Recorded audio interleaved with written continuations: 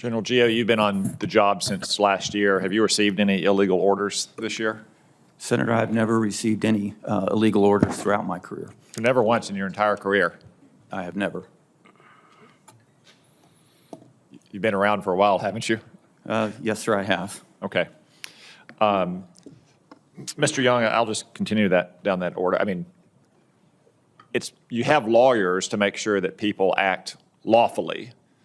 That's why our combatant commanders have JAGs, why the president has lawyers, why this committee has lawyers, why business executive has lawyers. And isn't it the case that non-lawyers, laymen, don't always know what the law is? Is that so? Yes, Senator, that's true. And in your long and illustrious career as a lawyer, I'm sure you've had a client who's asked you whether some course of action is lawful or not, and you've had to tell them, no, that's not lawful, right? Most certainly, Senator. And that's why we have lawyers around, is to help inform the decisions of responsible persons who are laymen and who are not actually lawyers, right? Yes, Senator. Is there a presumption of lawfulness of orders in the military? Yes, sir. There is a presumption of lawfulness, not only in the Uniform Code of Military Justice, but the Supreme Court precedents that's long established, going back more than 150 years, says that whenever a statutory authority is given to the president, that it's presumed that he is acting in accordance with that law, and longstanding Supreme Court precedent that deals with the necessity for a valid presumption of lawfulness in an order that's issued by the president. Okay, thank you. Let's turn to some other basic questions of constitutional law. I know that you're familiar with them from your time in the department. Does the president, not just this president, but does any president have the constitutional authority to federalize the National Guard to protect innocent life and property? Senator, the answer to that is, in the Constitution, the states relegated their authority to Congress to be able to call forth the militia in times of exigent circumstances.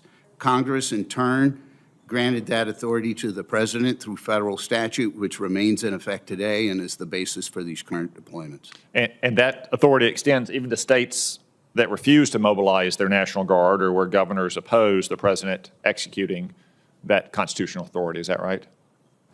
That's certainly true, sir. We have, in the course of history, been in circumstances where the president's had to mobilize National Guard over the objection of a governor. Okay. Can you cite any specific precedent of that? Yes, Senator Cotton, Little Rock, Arkansas. I thought you might say that. Yes, sir. Yeah, it's a very regrettable moment in our state's history when our Democratic governor mobilized the National Guard specifically to obstruct an order to desegregate Little Rock Central High School in 1957, which then forced President Eisenhower to immediately federalize the Guard to ensure those students could actually go to school in accordance with that order. I think I'll just leave it there and say thank you all for your testimony and for your service. And I want to join my colleagues in expressing prayers on behalf of all Arkansans for Specialist Sarah Beckstrom's family and for the continued rapid recovery of Sergeant Andrew Wolf, and support and prayers for all of our Guardsmen, whether they're mobilized right now across the country or somewhere around the world, to include the Arkansas National Guard, who just got here to Washington, D.C. and got out on patrol. So thank you all.